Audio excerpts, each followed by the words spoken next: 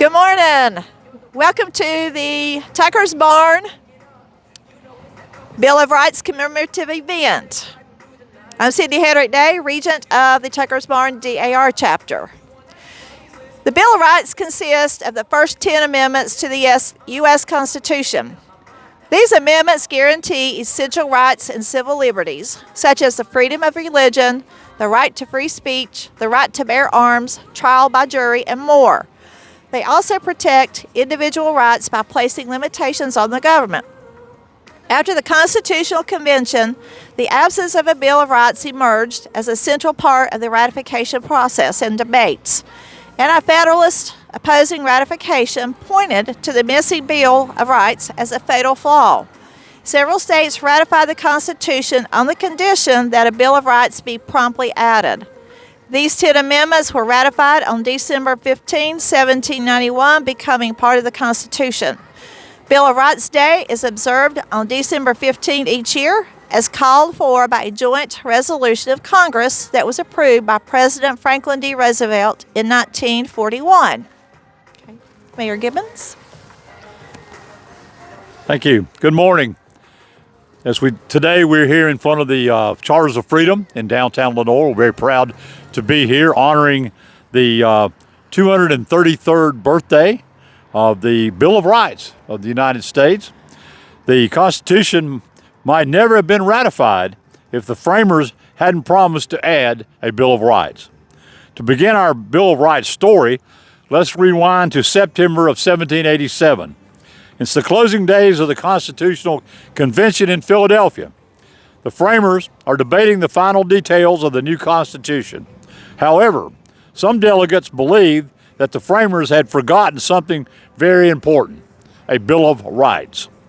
The Constitution was signed by 39 delegates on September the 17th, 1787, at Independence Hall in Philadelphia.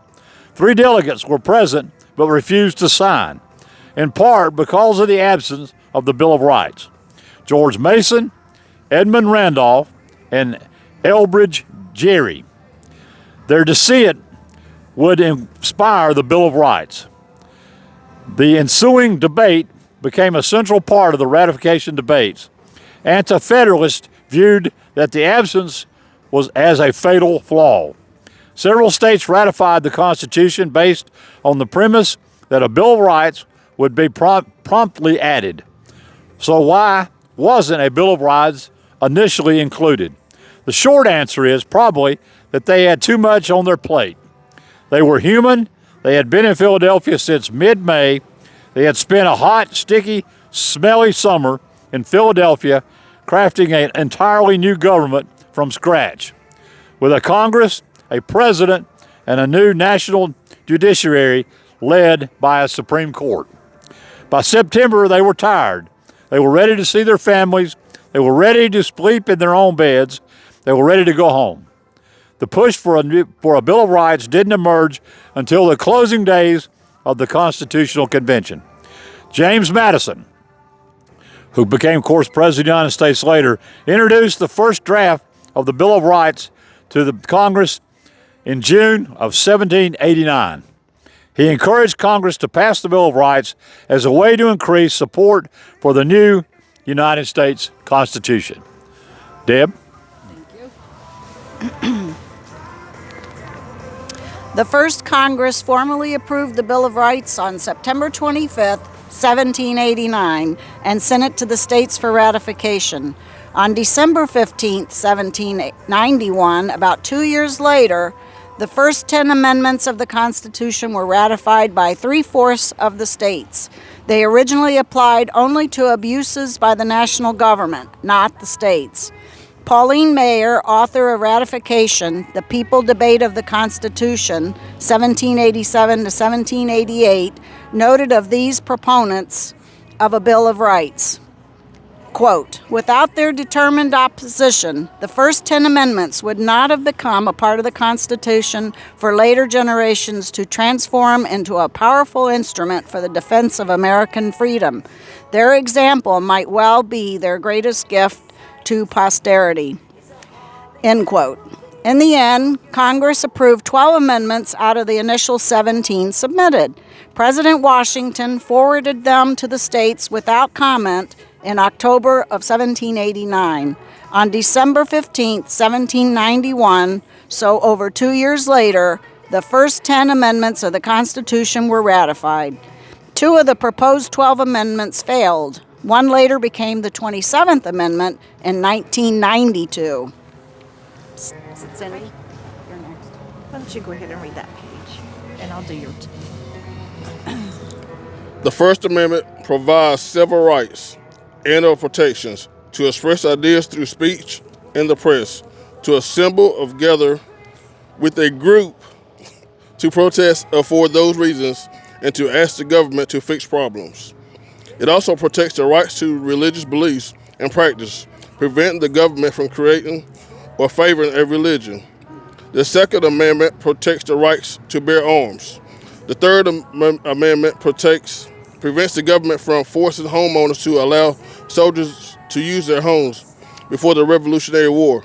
Laws gave British soldiers the rights to take over private homes. The Fourth Amendment bars the government from unreasonable search and seizure of the individual of their private property.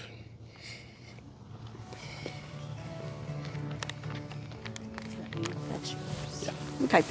Amendment number 5. The Fifth Amendment provides several protections for people accused of crimes.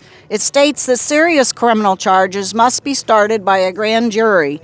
A person cannot be tried twice for the same offense, which is called double jeopardy, or have property taken away without just compensation.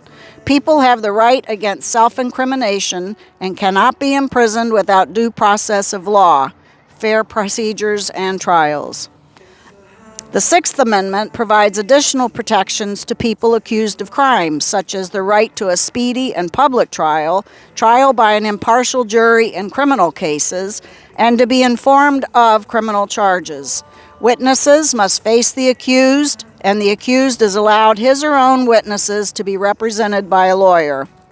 The Seventh Amendment extends the right to a jury trial in federal civil cases. The Eighth Amendment bars excessive bail and fines and cruel and unusual punishment. The Ninth Amendment states that listing specific rights in the Constitution does not mean that people do not have other rights that have not been spelled out.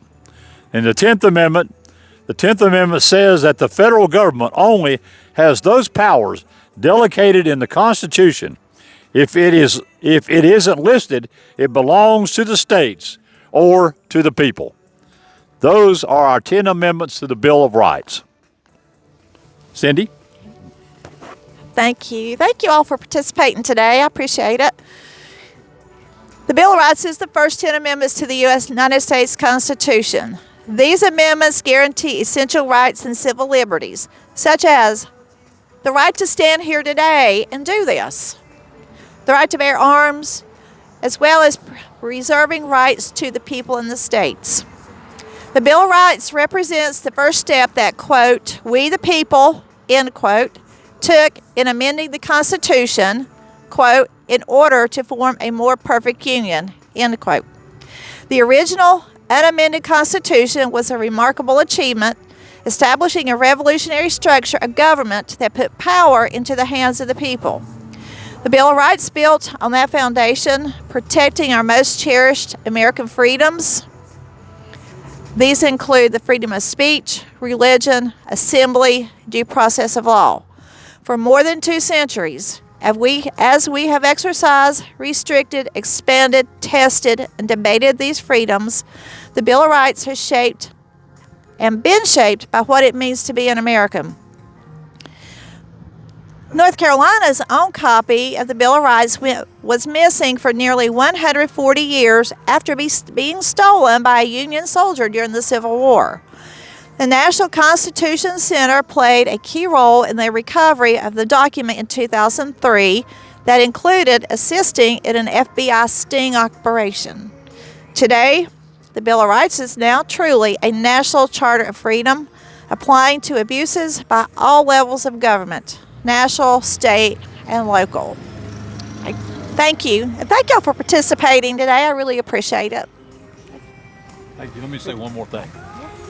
As we close, I would like to say thank you to not only the Caldwell Heritage Museum for their preservation of history in our community, and to the Daughters of the American Revolution for what they have done and just great things that they are doing to preserve our history, to let our students, our young people understand our history, and hope that they reach out into the schools and help them with learning all about what it took to become the great nation that we are today.